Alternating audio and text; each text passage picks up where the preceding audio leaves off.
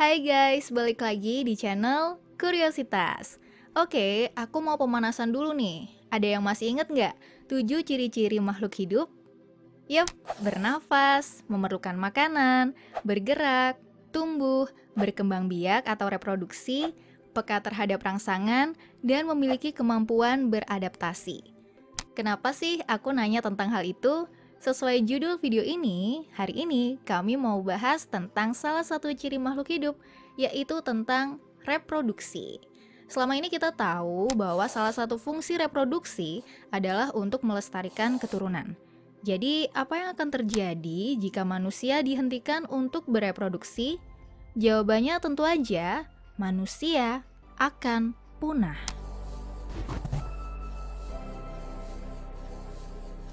Well, mungkin agak ekstrim sih kalau ini bakalan beneran terjadi. Misalkan aja dengan alasan karena bumi ini udah penuh banget sama manusia.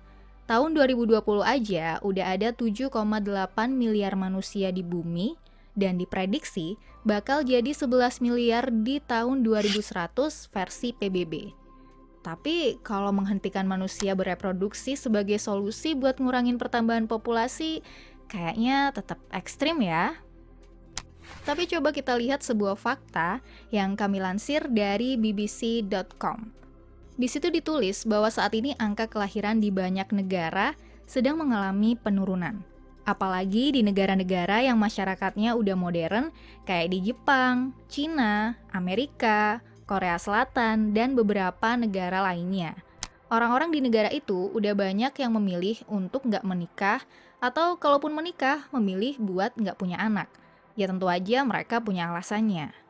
Kalau hal seperti itu akan menjadi tren di tahun-tahun mendatang, bukan nggak mungkin lama-lama jumlah manusia di bumi akan semakin berkurang. Ya, walaupun nggak langsung jadi punah. Sekarang coba berandai-andai. Kira-kira apa sih yang bakal terjadi kalau dalam seketika manusia berhenti bereproduksi?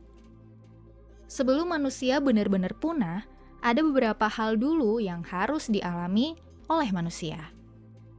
Menurut Dr. Amy Keller, Profesor Struktur Sosial di University of Alberta, ketika udah nggak ada bayi yang dilahirin, berarti industri yang berhubungan dengan kebutuhan anak-anak juga bakal runtuh, mulai dari industri hiburan sampai dengan dunia pendidikan. Jelas hal ini mempengaruhi kondisi ekonomi secara global. Dari segi psikologis, manusia yang nggak mampu berhubungan seks dan melahirkan juga cenderung mengalami stres.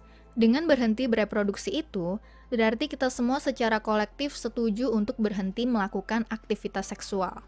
Manusia mungkin akan saling membunuh jauh sebelum kita mati secara alami.